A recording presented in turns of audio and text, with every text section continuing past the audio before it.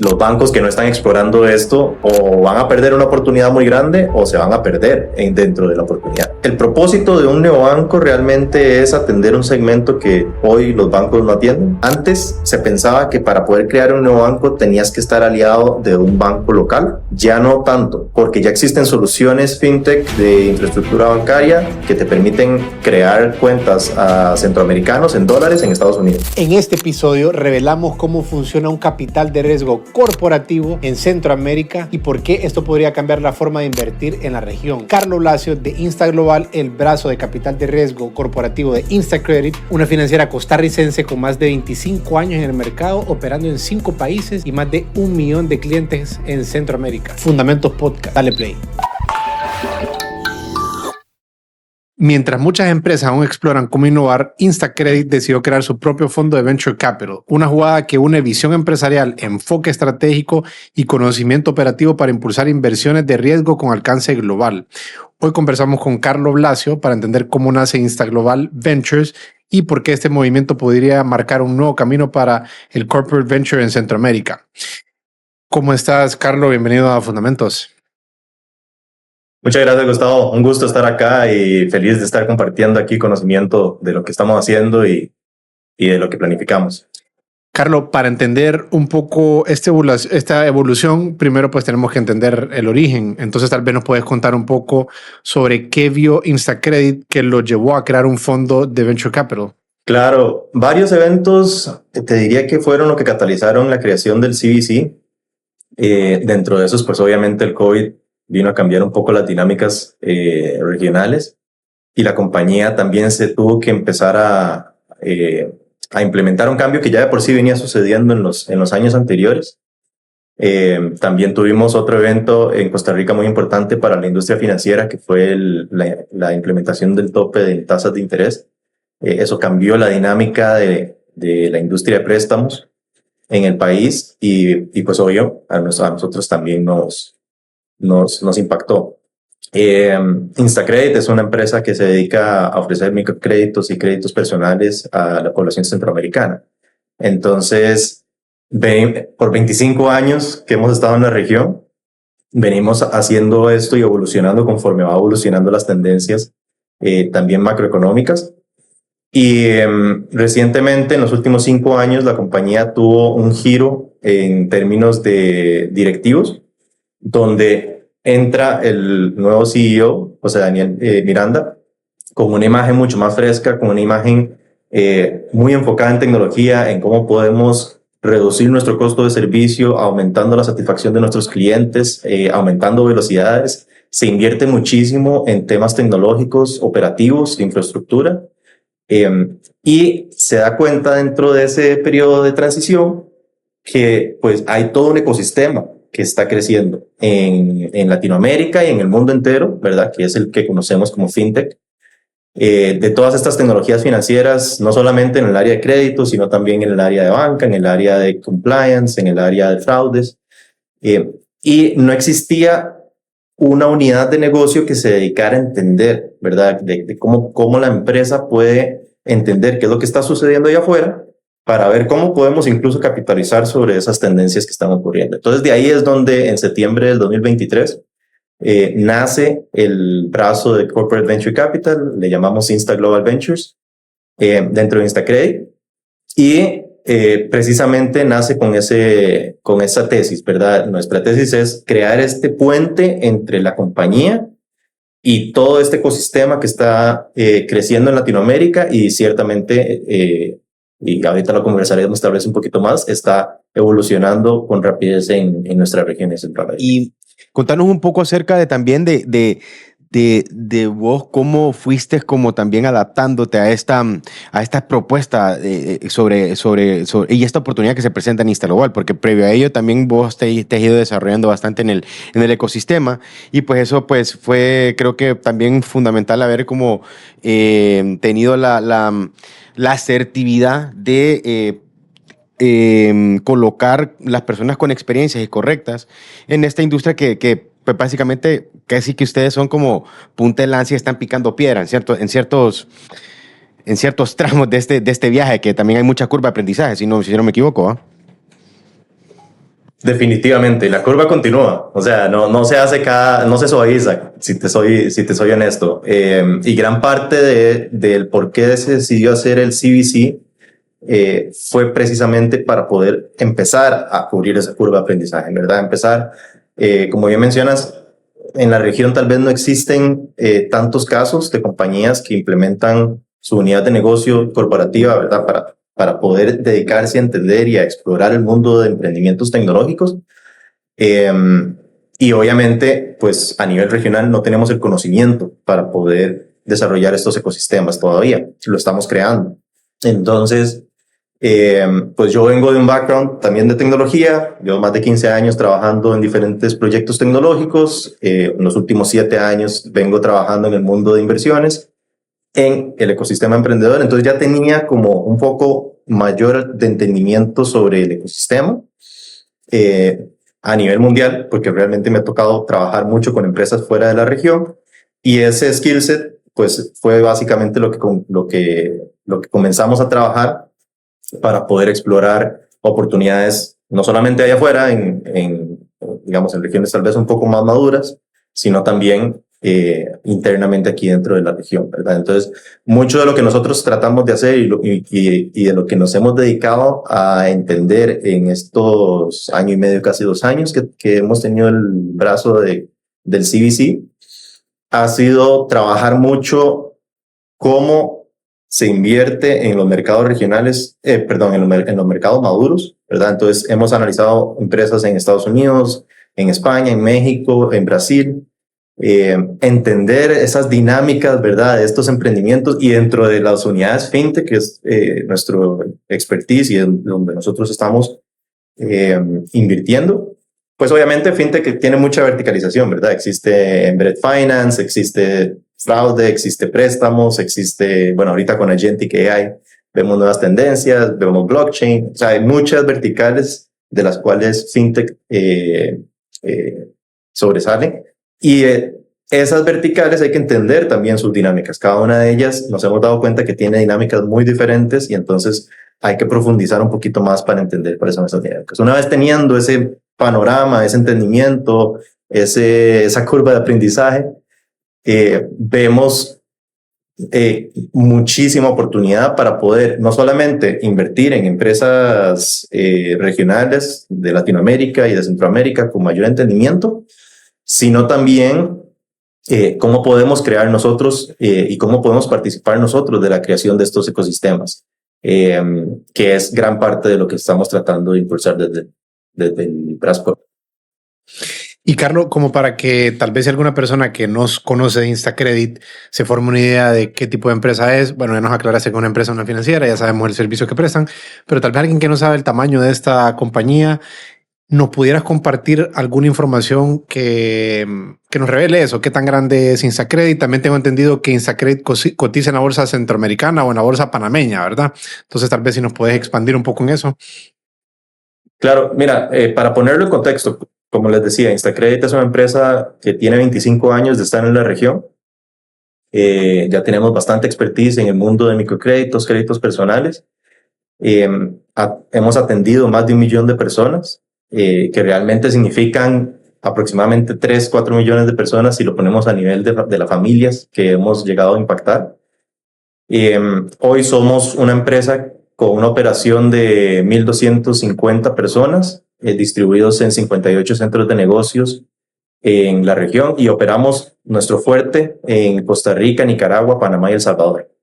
Tenemos una operación pequeña en Guatemala, pero el core, digamos, el fuerte de Instacredit, principalmente en los últimos 5 años, ha sido dedicarse a estos 4 mercados para poder profundizar en estas regiones. Y sí cotizan en la bolsa panameña, ¿verdad? Y sí, cotizamos ahí en la bolsa panameña, tenemos nuestras fuentes de fondeo en Latinex, y ahí emitimos bonos de deuda sobre nuestra cartera que nos ayudan pues a mantener este dinamismo de otorgar los préstamos que ofrecemos. Que ha sido una experiencia sumamente valiosa para una compañía, ¿verdad? Cotizar en un puesto de bolsa te coloca estructuralmente una nueva necesidad estratégica y obviamente pues la compañía se ha tenido que acoplar a esas regulaciones, a hacerse estructuralmente más sólida y obviamente pues ha beneficiado muchísimo a la compañía como tal a crecer de una forma más estable, más sólida, más entendida. Y yo creo que parte de ese conocimiento de haber comenzado a cotizar hace varios años ha sido parte el por qué estamos creando esta unidad de negocio, ¿verdad? Ya la compañía pasó de pensar solamente en crecer a crecer estructuradamente, a crecer con un propósito y a ver que existe un mundo allá afuera que también está evolucionando alrededor de nosotros y pues que tiene que mantenerse competitiva y tiene que mantenerse estratégicamente posicionada para poder aprovechar al máximo estos ecosistemas, ¿verdad? Estas tendencias. Y siempre al final tiene que ver con el core business de InstaCredit, que es financiar proyectos. Bueno, es más financiamiento de créditos personales lo que hace InstaCredit, pero es la misma lógica de cómo funcionan los financiamientos y lo demás. Y sabemos cómo funcionan tradicionalmente los fondos de inversión de riesgo, donde hay limited partners, hay general partners, hay un comité que toma las decisiones de inversión. Entonces, ¿cómo es en el caso de InstaGlobal esta mecánica de inversión? ¿Cómo lo estructuraron ustedes? Claro, eso fue todo un proceso. Al inicio, una de las conversaciones más enriquecedoras fue, bueno, ok, queremos hacer un fondo de capital de riesgo corporativo en términos de que no es solamente un fondo, digamos, una forma de invertir en emprendimiento, sino que también tiene que haber un ángulo estratégico. Y por ende, también tuvimos que meter eso dentro de la ecuación de la infraestructura que queríamos crear. Nuestro fondo toma decisiones desde una perspectiva como fondo tradicional, es decir, analizamos empresas bajo nuestra tesis, si vemos que existe potencial o un fit de la tesis, pasamos a un comité de leads que le llamamos. Este lo realizamos como 2 veces al mes.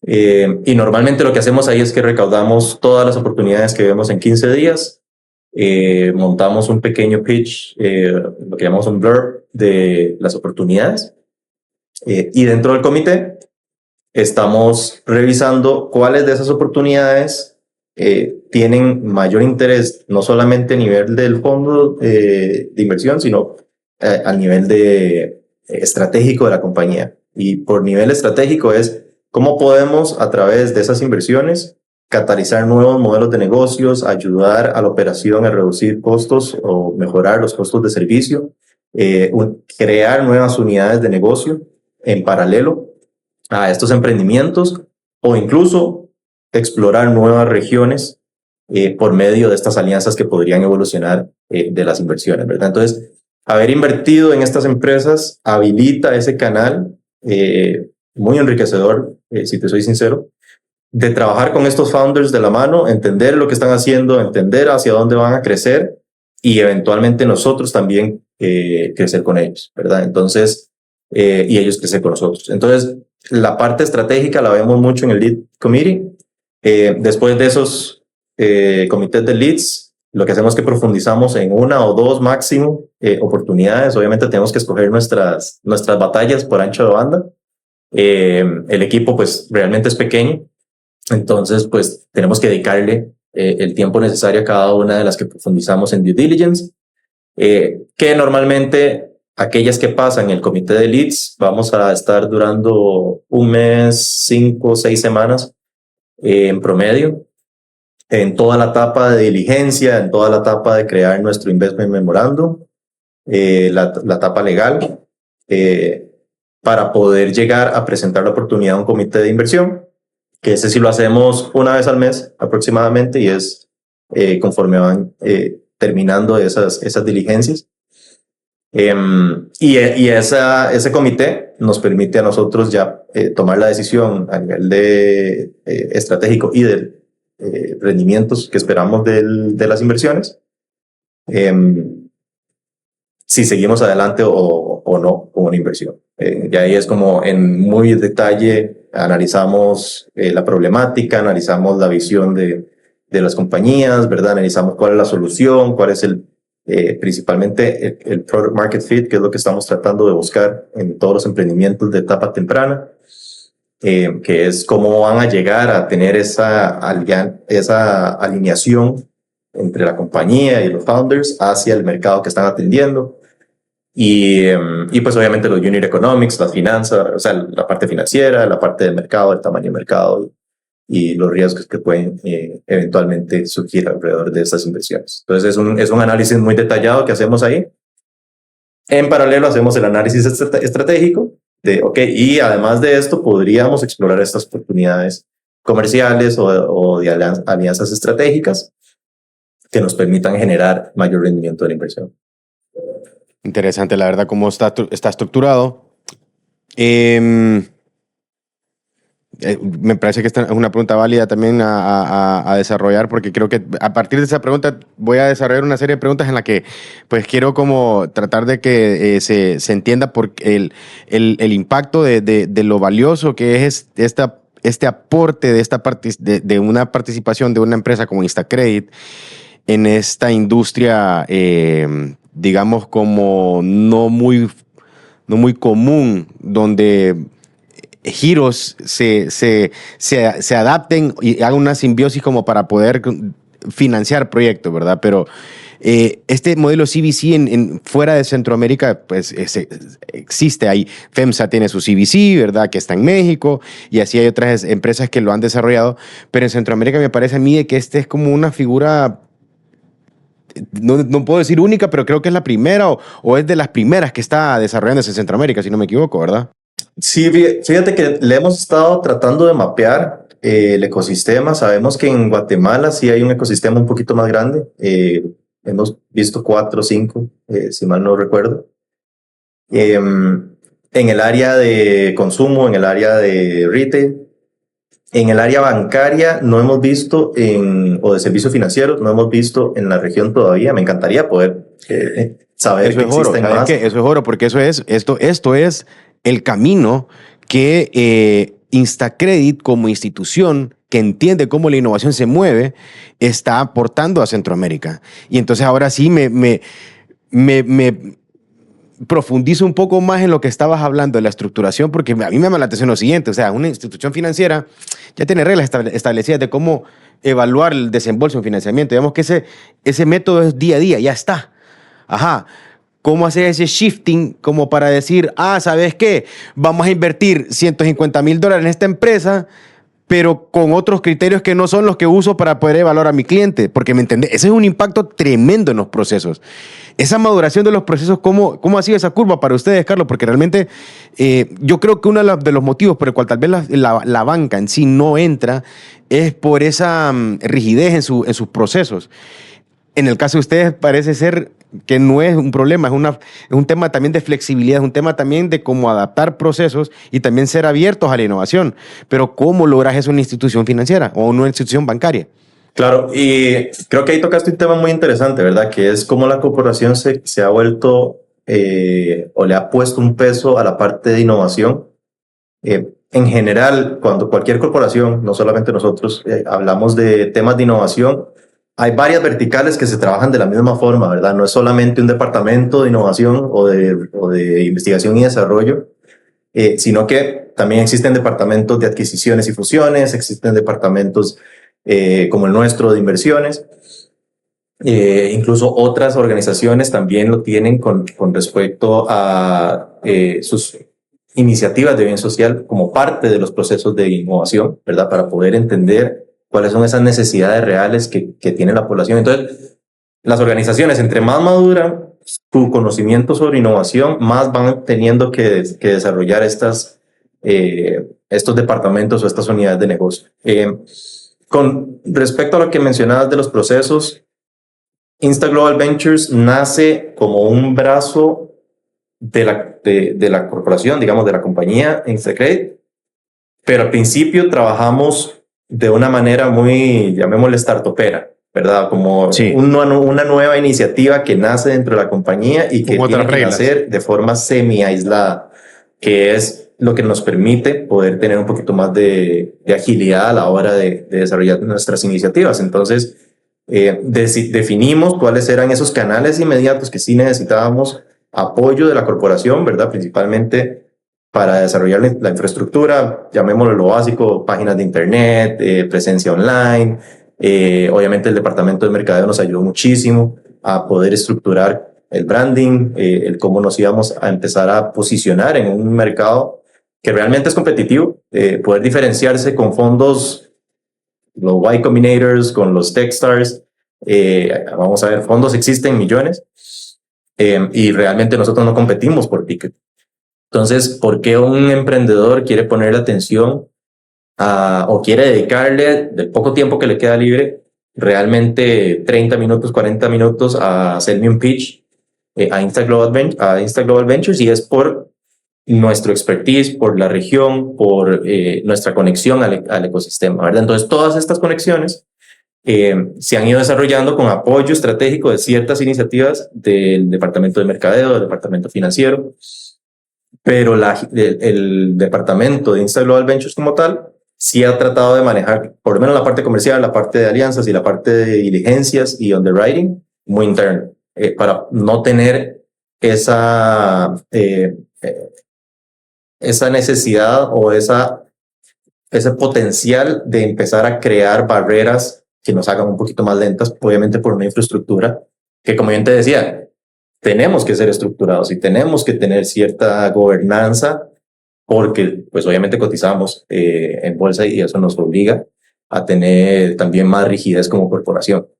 Entonces ha sido un mix muy interesante que hemos tenido ahí, como que balancear entre la corporación y el departamento, y a mí me ha gustado mucho ver que más bien el departamento se ha convertido como un API, digamos, en tecnología, la conexión entre plataformas tecnológicas que definimos como el API. Nos hemos convertido como ese API entre lo que son los emprendimientos y las iniciativas que tienen que ver con emprendimientos, llámese colaboraciones comerciales, integraciones, exploración de nuevos MVPs o de nuevos prototipos o pilotos de negocios con la corporación. Entonces también eso hace que este departamento, al tener ya intrínseco una naturalidad más dinámica, nos permite jugar un poquito más con obviamente un ecosistema que está creciendo montones y que está cambiando cada rato. Y eso nos ayuda, como quien dice, a hacer un core paralelo a nuestra institución. Qué genial, la verdad, escuchar este tipo de conversaciones acá en Fundamentos Podcast. Y resalto el motivo por el cual lo resaltamos es porque encontrar estas gemas en nuestra región es precisamente la labor que hacemos y por eso existimos. Porque es que hacete la idea vos como emprendedor que hoy en día querés empezar una fintech y estás en un mercado centroamericano.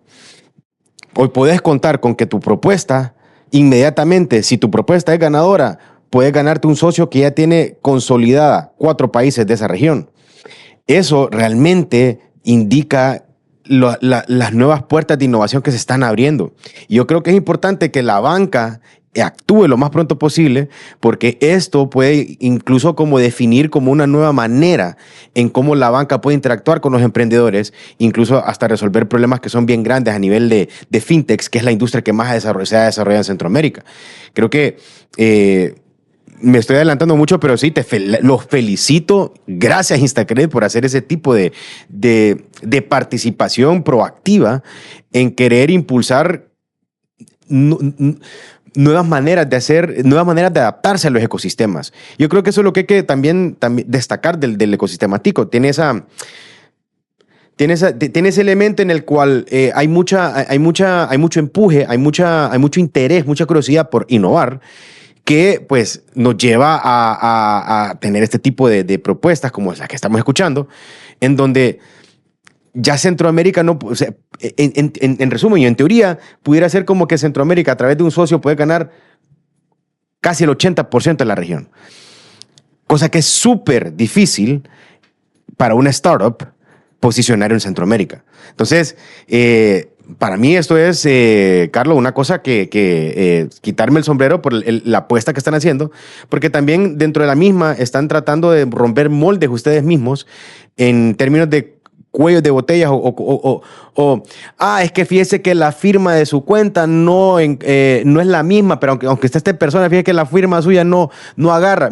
Ese tipo de cosas como tan irónicas, o sea, como tan sencillas, ustedes están diciendo como que screw business as usual, implementemos esto y apoyemos y nutramos emprendimientos que también nos hagan crecer nosotros como grupo.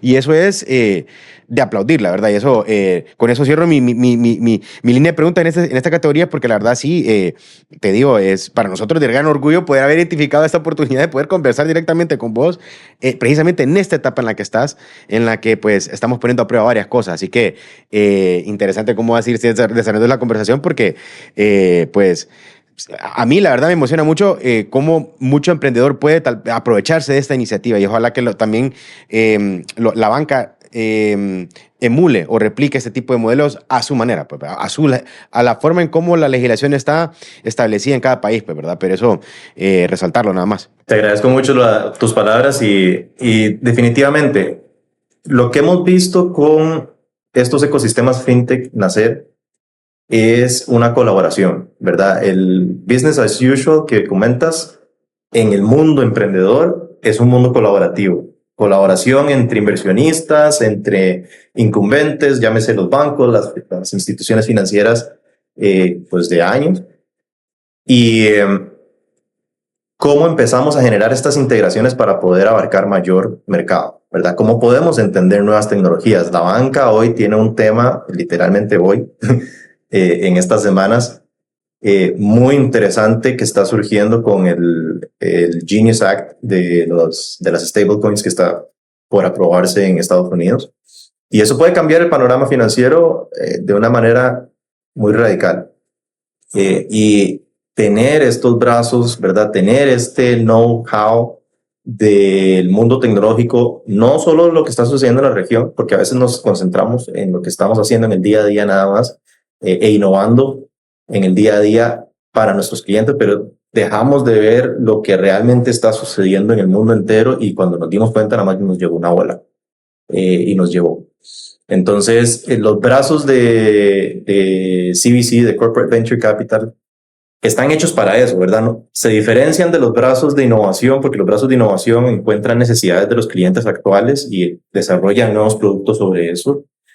Los departamentos de CVC lo que hacen es ver qué es lo que están sucediendo allá afuera, qué es lo que otras poblaciones o otros perfiles, lo que llamamos los ICPs, los clientes ideales potenciales, para cualquier empresa, para una institución financiera, para un banco, están las necesidades de ellos en Estados Unidos, en España, cómo las están resolviendo fintechs en conjunto con otras entidades bancarias, cómo están evolucionando las entidades bancarias. Entonces, ese conocimiento resulta muy enriquecedor para paralelamente alimentar estos departamentos de innovación, ¿verdad? No trabajan de forma separada, sino que es más estratégico.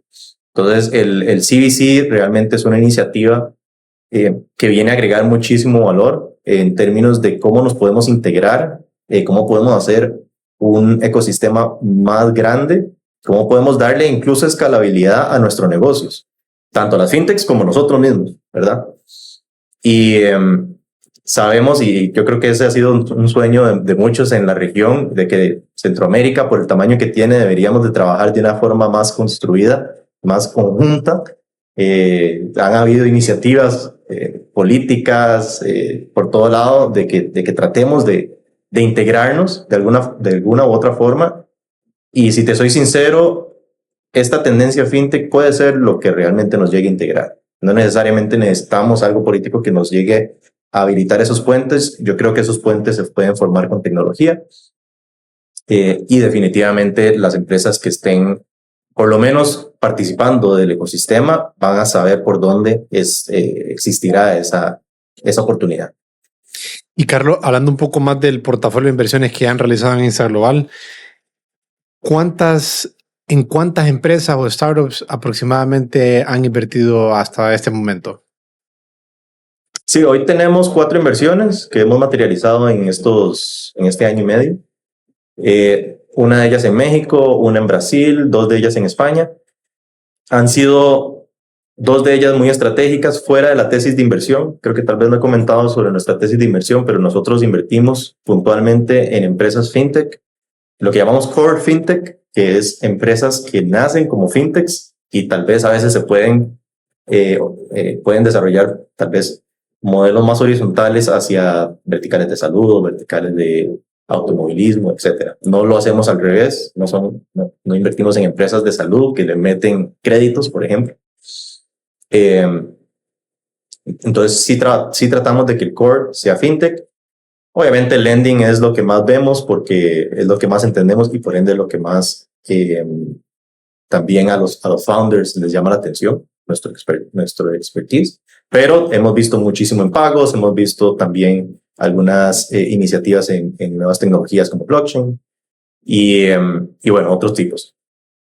Invertimos en toda América, desde el norte de Canadá hasta el sur de Argentina, y secciones de Europa. Como les decía, en España sí tenemos unas inversiones, Inglaterra lo estamos comenzando a explorar y esperamos poder tener un poquito más de ancho de banda para poder explorar más regiones de Europa e Israel en conjunto, que también Israel tiene un ecosistema muy grande tecnológico. Sí, y los tickets de inversión más o menos en qué rango han oscilado, lo que ustedes... En esa tesis invertimos entre $50,000 a $150,000 por ticket en etapas presemilla a serie A aproximadamente. O sea, entonces invertimos en etapas tempranas de estas fintechs y también hemos construido una red, un ecosistema interno de otros VCs, de otros inversionistas que les gusta y les llama la atención esta tesis y por ende podemos no sindicalizar, más bien coinvertir con esta red de inversionistas en cuanto tenemos pues alguna oportunidad que llame la atención, que hicimos diligencia, que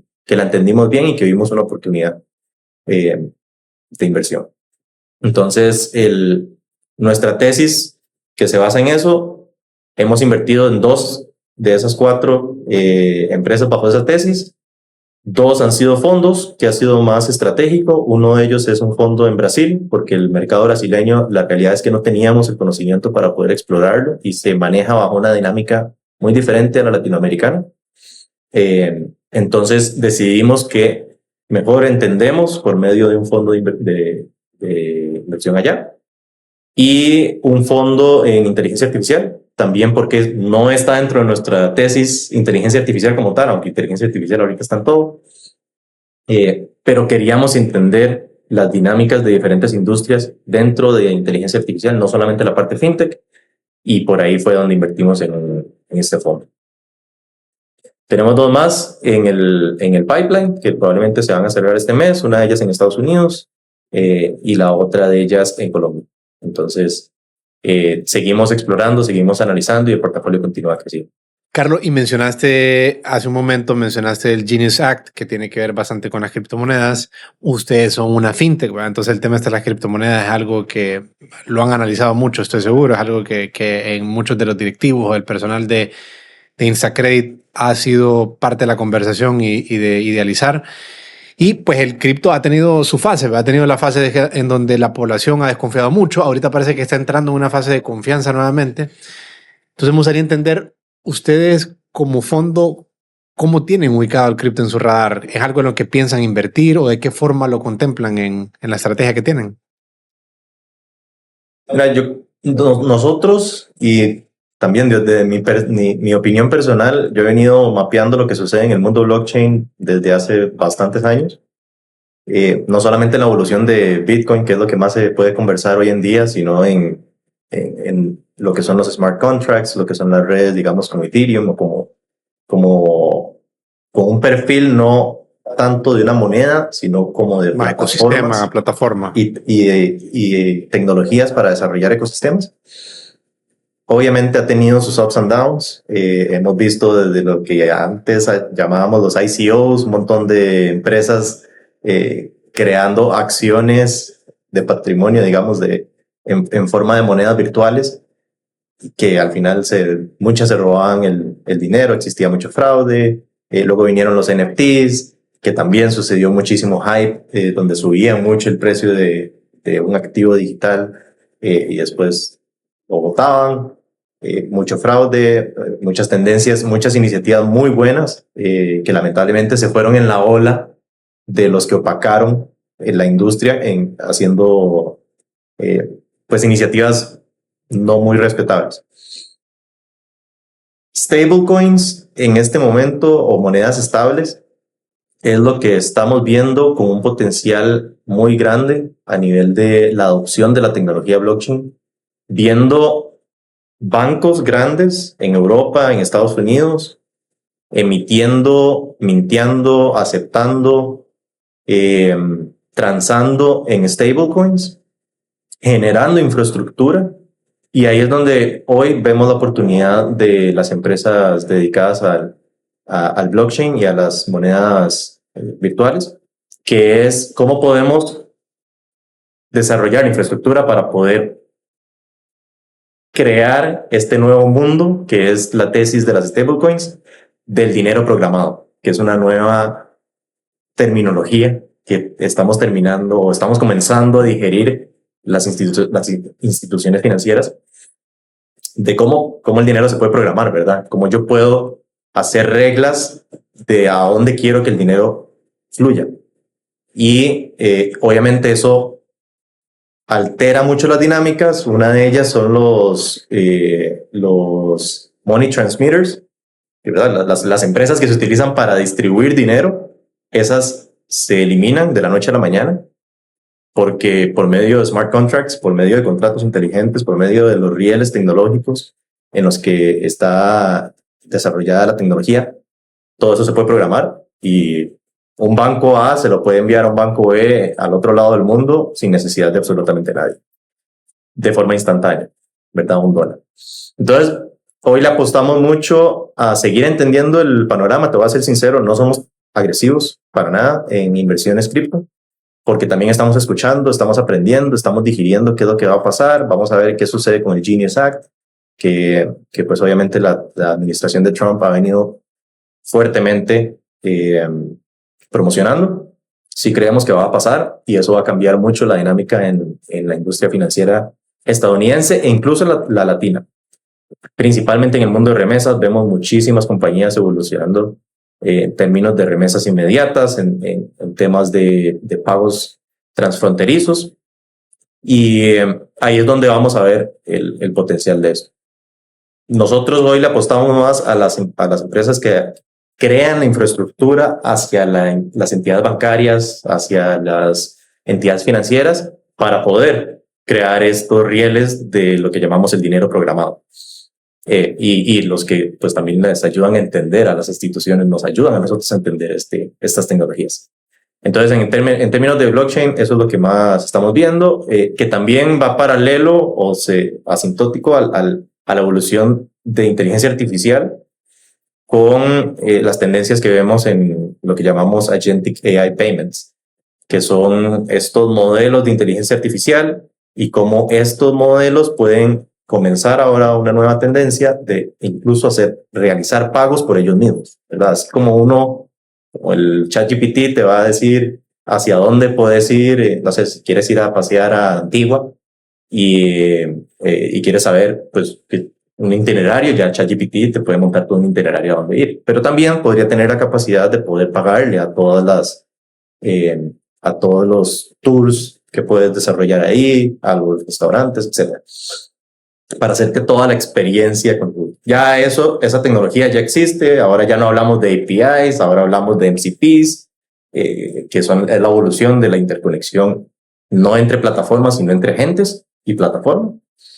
Y ahí esa transaccionabilidad va a suceder con estas stablecoins. Entonces, ahí vemos donde cada vez va teniendo más sentido el ecosistema, que finalmente se está concentrando en algo que se está premiando en otras tecnologías. O sea que, por lo que percibo, ahorita principalmente están como estudiando el tema, digamos. No están en el corto plazo, no tienen un plan de invertir en nada cripto, pero que a unos 5 años miran más o menos una inversión, o no lo están calculando de una manera así tan específica. No, tal vez no me expliqué correctamente.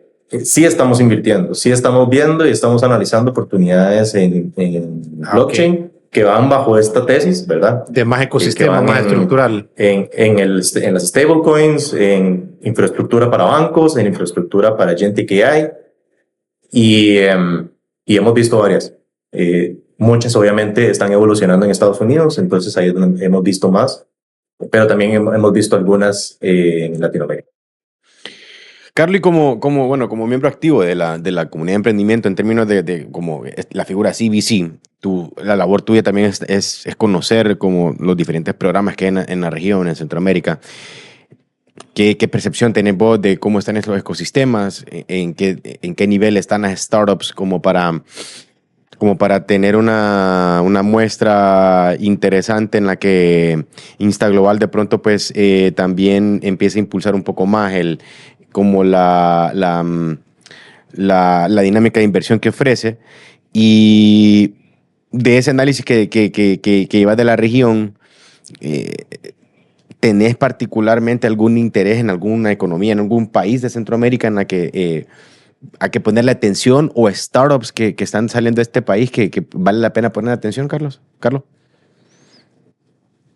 Ok,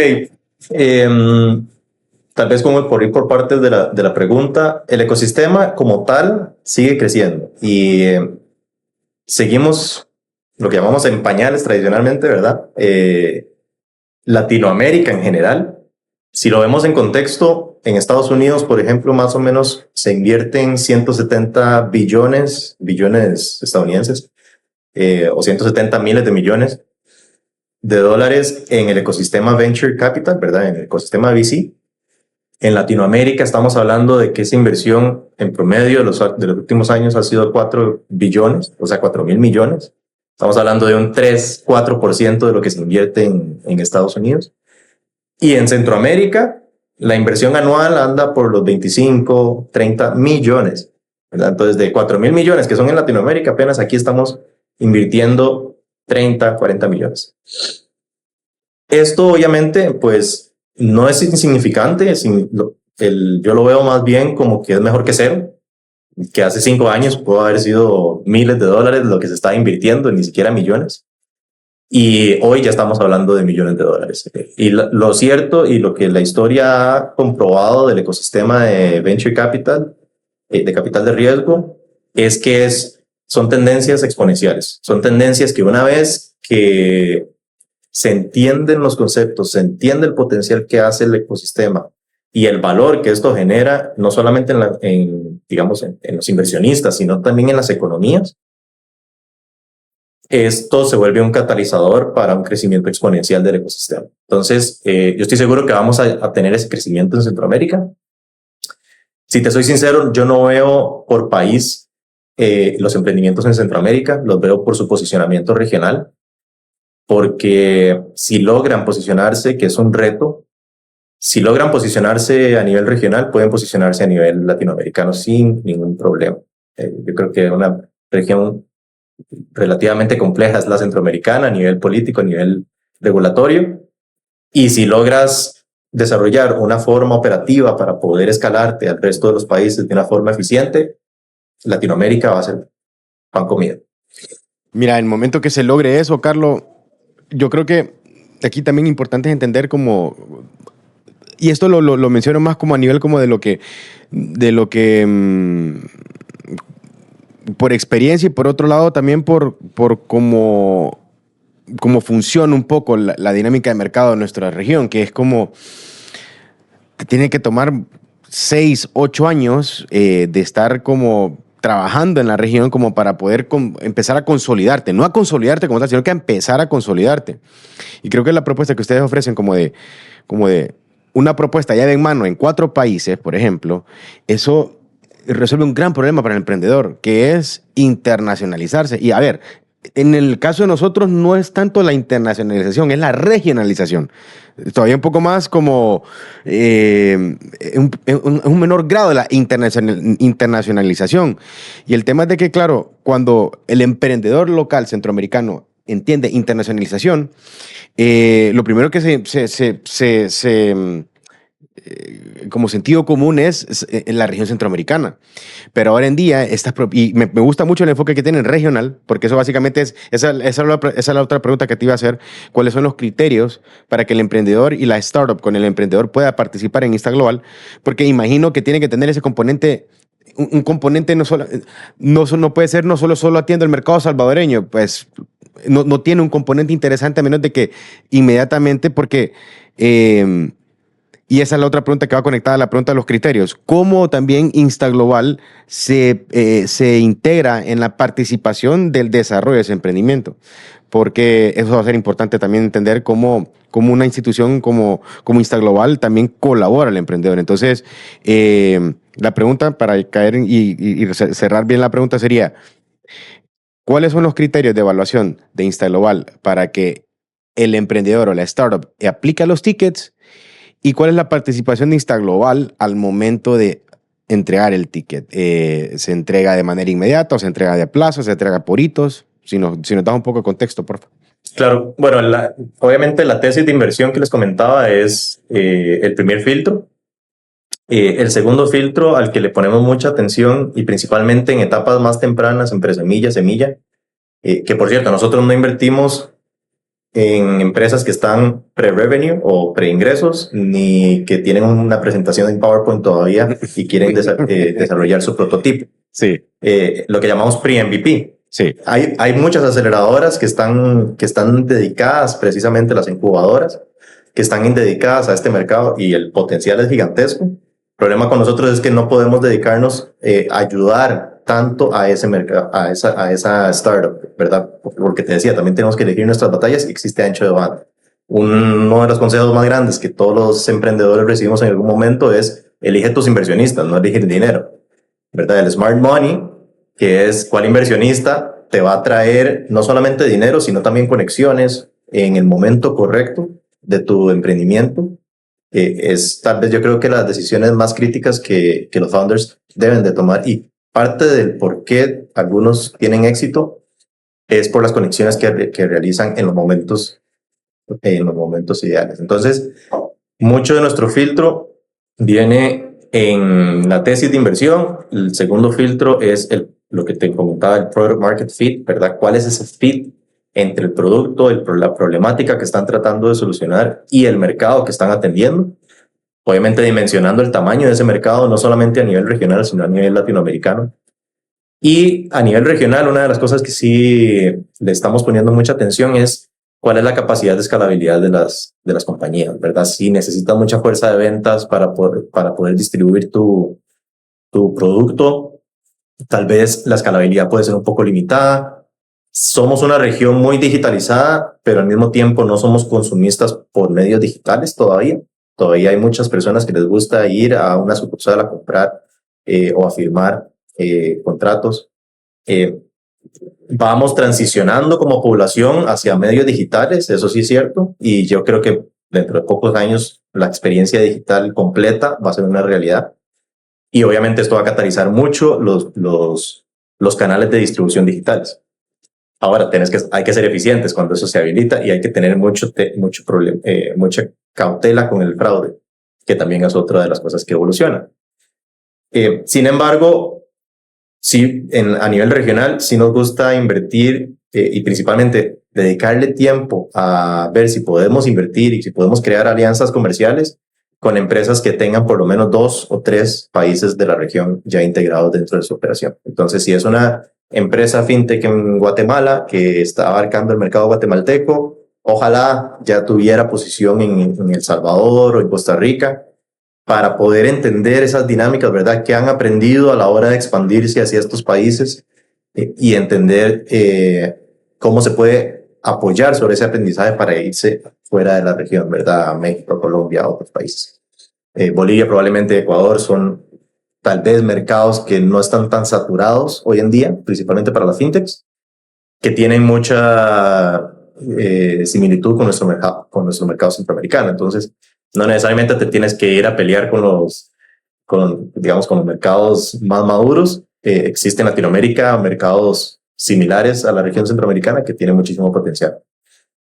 Entonces, yo te diría que esas 3 además de los unit economics, tienen que hacer sentido y tienen que tener un peso bastante grande. Y esta figura de los neobancos, Carlos, tenemos Nubank, que es un caso bastante exitoso en esta categoría de neobancos. Pues por un lado me queda claro que tal vez no encaja tanto con la tesis de inversión de ustedes lo que es un neobanco, pero ¿qué miras vos de este tipo de compañías en la región centroamericana que crees que hay hambre de parte de los inversionistas para invertir en este tipo de bancos modernos? Solo antes de contestar la pregunta, hay un punto a destacar. En el episodio anterior, cuando grabamos con Juan José Salamanca, Ernest Young, él, quote unquote, decía: Centroamérica está blindado de neobancos.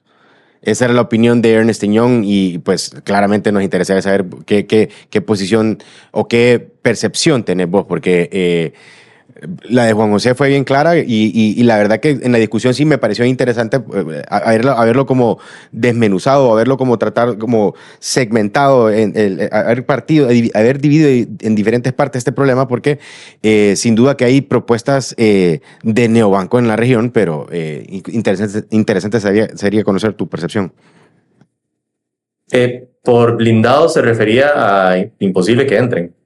Así se refería, sí, como que es bien difícil la entrada por el tema de la particularidad legislativa de cada país y pues claramente cada país tiene una solución adaptada de manera privada. Tal vez por los incumbentes también. Y por los incumbentes, es correcto, sí, y también... Va a ser como una barrera de entrada. Eso siendo uno, y el otro también, como que al final cada país ya tiene una solución, como digamos, hay soluciones estatales, hay soluciones privadas en diferentes países, entonces cómo unificar eso es bien complejo, pero en su momento él lo comentó y fue bien contundente en ese aspecto, por eso me llamó mucho la atención, porque claro, hay propuestas alrededor de eso en la región, pero claramente es una región, como lo hemos hablado, altamente compleja. Pero digamos, en el caso de InstaGlobal, que tenés esta facilidad de pues entregar destinos simultáneos, tal vez la figura puede ser otra, no sé. Vamos a ver, con apetito ciertamente existe. Y de las conversaciones que yo tengo con los inversionistas regionales, el apetito está ahí. Y la búsqueda del próximo neobanco está presente. Está presente. Y la viabilidad sería la otra, digamos, ¿va? Si logran ese product market fit que les comento, es la pregunta de los 10 millones o 100 millones de dólares en este caso. Vamos a ver, el propósito de un neobanco realmente es atender un segmento que hoy los bancos no atienden. En su gran mayoría, los neobancos exitosos, los Chime, ahorita que acaba de sacar su IPO,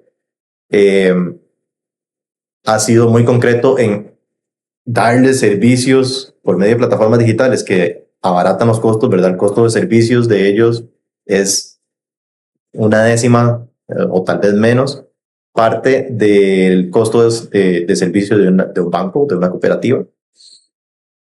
Y la escalabilidad es infinita, ¿verdad? O sea, con un neobanco puedes atender la región centroamericana, puedes atender Latinoamérica, como hizo Neobank, comenzó en Brasil y ahorita está en México y Colombia, estratégicamente penetrando en estos países de una forma muy agresiva, ¿verdad?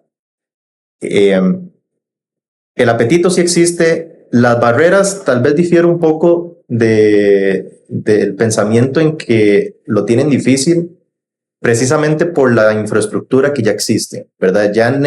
Antes se pensaba que para poder crear un nuevo banco tenías que estar aliado de un banco local, ya no tanto, porque ya existen soluciones fintech de infraestructura bancaria que te permiten crear cuentas a centroamericanos en dólares en Estados Unidos. Entonces, ya, obviamente esto implica muchas cosas, ¿verdad? Porque estamos hablando de dolarización de nuestra economía si esto comienza a ser una realidad. Las stablecoins también son otro de esos temas, ¿verdad? Y por eso yo siempre, y principalmente ahorita digo, que los bancos que no están explorando esto o van a perder una oportunidad muy grande o se van a perder dentro de la oportunidad.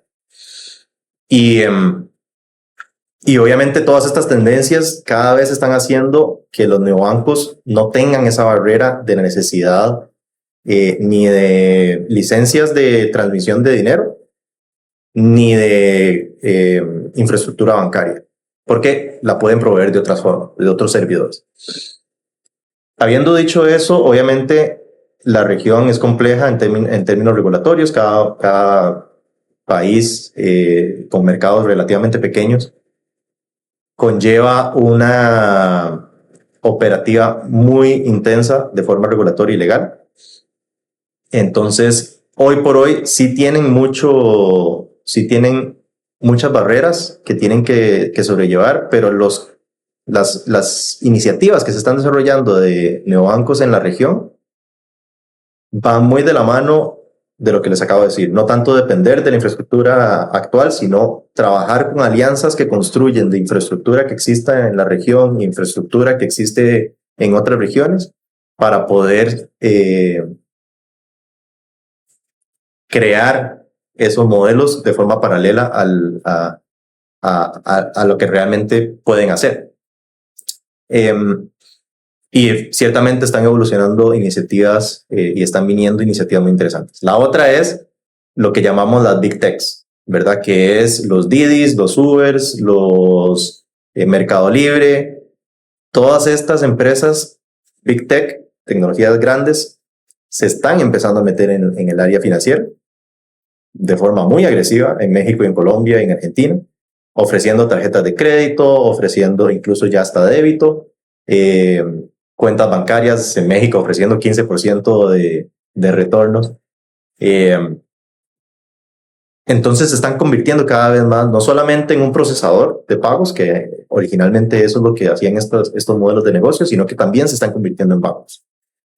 Y vamos a empezar a ver cómo esas tecnologías se empiezan a permear en Latinoamérica. Por lo menos eso es la tendencia que estamos comenzando a ver nosotros, ¿verdad? Cómo el neobanco puede que no sea un neobanco core, que no nazca como un neobanco, sino que nazca como un Didi o que nazca como un Mercado Libre.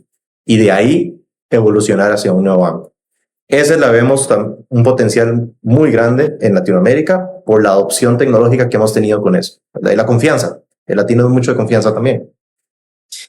Sería de ver qué tanto estas Big Techs pueden moverse a esa otra categoría de producto, que no es una cosa tan fácil, porque ellas ya operan, digamos, un mercado libre. Sin duda tiene un componente financiero, porque no estoy tan seguro qué productos fintech han de tener, pero me imagino que tienen algunos productos fintech de lending, una cosa así, o de que pagas, sí, han de tener, ¿verdad? Pero Mercado ya Pago es la fintech de Mercado Libre y es una de las plataformas fintech más grandes de la región. ¿Cómo se llama? Mercado Pago. Mercado Pago. Mercado Pago. Ok, entonces ellos ya tienen un pie así un poco más metido en esta categoría, ¿va? Pero lo que pasa es que para integrar la Rappi, región ocupas una conversación tipo con Instaglobal, sin hacer la publicidad, pero es que es la verdad, es así. O sea, si vos querés, o sea, puedes hacer la labor de ir país por país o mejor agarrar un partner que ya tiene una gran porción de la región completada y eso pues impulsa que sea lógico como el acercamiento. Ahora, digamos, ese punto de vista a mí me parece bastante bueno. ¿Vos cómo lo ves, Rodrigo? ¿Te parece a vos como algo Sí, claro, como tangible? Sí, Es que está muy bueno, pues. Está bien interesante, claro, es un ángulo diferente de análisis. eso que mencionas es algo que llama mucho la atención en Centroamérica, ¿verdad? Aquí tuvimos un caso de estudio muy interesante en la región que fue Hugo Así es. y su exit, que fueron cientos de millones, por la simple razón de que ellos consolidaron la región y se prepararon para venderse a un jugador internacional grande. Y ese es el playbook que Centroamérica tiene para cualquier fundador centroamericano. Vamos a ver, cuando uno crea un emprendimiento y principalmente emprendimientos tecnológicos, al final estás creándole la plataforma a una corporación, porque 97, 98% de los exits, de las salidas, son M&As, son adquisiciones de corporaciones, de compañías pequeñitas. Ese es el éxito. El IPO es un sueño, es ideal para algunas. Pero Centroamérica no tiene todavía la capacidad, o sea, no es que no tiene la capacidad como para hacerlo, sino que todavía no está como... No ha sucedido. No están las variables, no está el mercado enorme como para que... Y el poder adquisitivo suficiente, y como la masividad suficiente, y como toda la adopción viral suficiente como para que esto solito se impulse en una región. Eso es bien complejo. Ahora... Fíjate que sí, porque, por ejemplo, en Costa Rica tenemos el caso de Establishment Labs, que está cotizando en Nasdaq. Y era un ha sido startup. un caso de éxito muy, muy bueno. Qué Era bueno un- que resaltaste. era un startup. No sabíamos de esa. ¿Cómo se Era llama? un startup costarricense, Establishment Labs. Ellos se Establishment dedican a hacer Labs. dispositivos de implantes mamarios y tecnologías, digamos, de este tipo. Eh, y es una empresa grande. O sea, está ¿verdad? cotizando en Y Nasdaq. es centroamericana y está cotizada. Qué buen Entonces, dato. no es imposible, por eso, o sea, es un sueño lograrlo, no es imposible y no es para todas las empresas. Así es. Que eso es otra cosa. Exactamente. Muy importante y bien responsable ese mensaje porque sí, o sea, la región nuestra está para poder crear negocios que sean estables y que permitan tener que al emprendedor le permitan una oportunidad de un M&A, que es más como el camino a seguir, o bien, pues, si la industria, el mercado, el negocio también se mantiene estable, pues perdurarlo hasta donde se pueda, en todo caso, pero M&A es el go-to move de cualquier emprendedor que inicie un emprendimiento. 100%. Y la región ahorita está naciendo a nivel tecnológico y lo que tenemos que crear es infraestructura. Infraestructura se refiere a eso. Son empresas que consolidan operaciones en los 4, 5 países, 6 países en Centroamérica y tal vez República Dominicana y le dan esa infraestructura a un Mercado Libre, se lo dan a un Nubank, se lo dan a alguien que pueda ofrecer incluso algo mejor para nuestra población, ¿verdad? Porque tienen acceso a costos de fondeo baratísimos, porque de ahí son empresas gigantescas en Latinoamérica, y eso pues obviamente abarata los servicios hacia nuestra región también. Qué buenísima idea tiraste, qué buenísima idea, la verdad, Carlos. Y verás, si llegaste hasta acá y escuchaste eso, entonces mira, aquí está la idea donde puedes empezar como a desarrollar tu emprendimiento. Si no llegaste hasta acá y solo escuchaste la mitad, pues qué lástima. Pero si llegaste hasta acá, Carlos ya te dio una línea de donde puedes llevar tu emprendimiento para que esto pueda tener éxito. Y la verdad que ha sido, de mi lado, ha sido una conversación muy, muy fructífera, muy informativa, de mucho aprendizaje, Carlos. Créeme que nosotros en este aspecto, si bien es cierto, tratamos de poder cubrir varios aspectos del mercado. Hay elementos todavía que, pues, es bien profundo todo este tema. Entonces, estamos aprendiendo todo el tiempo y vos nos has dado también insight de información que ha sido de mucho valor y esperamos que también tanto la banca como los emprendedores centroamericanos pues vean también las soluciones que se están planteando ya en mercados como el costarricense y que hay que verlos también estas figuras son potenciales socios estratégicos para ganar simultáneamente varios países en un solo deal. Eso es súper atractivo y creo que eso es un valor que hay que ir potenciando y expandiendo para que también nuestros emprendedores entiendan de que no es que solo, es que estamos en un mercado pequeño, no. Ahora ya no existe tal cosa. Si vos tenés un emprendimiento con un enfoque y con una tesis bien clara,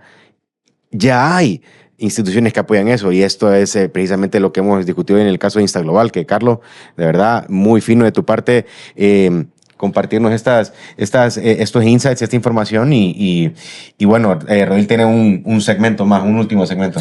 Solo tenía una curiosidad, Carlos.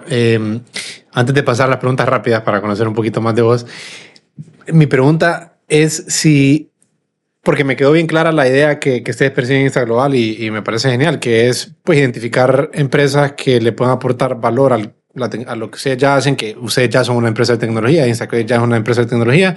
Entonces, de esta manera pueden estar identificando cosas que pueden comprar eventualmente o de las que ustedes pueden ser clientes también. Entonces, me preguntaba por ahí, ustedes han hecho 4 inversiones, 2 en fondos, entonces esas no, 2 en startups.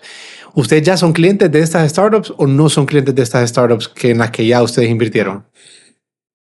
Todavía no, pero sí tenemos prospectos o proyecciones a que esa colaboración se concrete. Okay. Obviamente estas startups están naciendo, están evolucionando, están en etapa temprana en mercados grandes, en España, en México. Tienen que primero validarse allá y después vamos a explorar colaboraciones con nosotros. Sin embargo, la de España sí ha sido más colaborativa de nosotros con ellos, entonces vamos en conjunto a explorar el mercado español. La de México la dejamos ahí, digamos, que crezca, que aprenda, que evolucione su tecnología, pero sí hemos tenido conversaciones de traer esa tecnología para nuestra región por medio de nuestros rieles. Entonces ahora vamos a hacerte un par de preguntas rápidas. ¿Te parece? ¿Estás listo? Ok, Carlos, ¿cuál ha sido tu mejor inversión?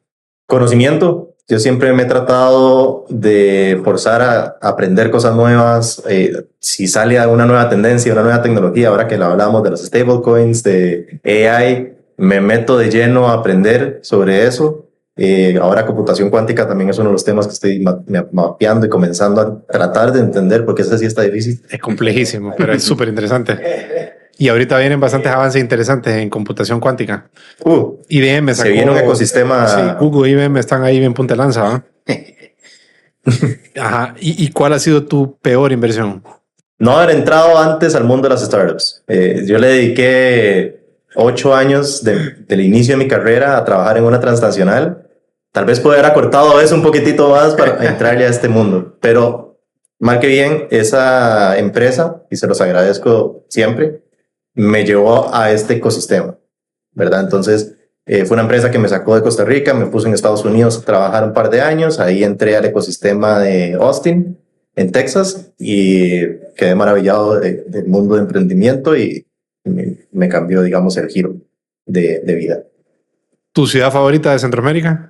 Estoy un poco biased en términos de países, pero en Costa Rica, obviamente, Monteverde es mi ciudad favorita. Es una ciudad extremadamente linda para divertirse, para alejarse, digamos, del día a día. Es muy natural, hay mucha actividad de bosques y obviamente Antigua es preciosa. Es otra ciudad donde uno no ve lo que normalmente podemos disfrutar en Centroamérica, que es tal vez una experiencia más europea, que es caminar en las calles coloniales, un sentimiento muy, muy cálido. ¿Y qué preferís? ¿Cine, libros, podcast o música? Música, definitivamente. Soy una persona que pasa escuchando música tal vez 80% del día. y sí, me motiva mucho estar dependiendo del mood. Claro, sí. Trabajando con diferentes tipos de música. Buenísimo, buenísimo. Ha sido un gusto tenerte por aquí en Fundamentos, Carlos. Muchísimas gracias de verdad por la invitación. Ha sido una conversación muy, muy interesante, muy, muy, muy grata, así que les agradezco el espacio.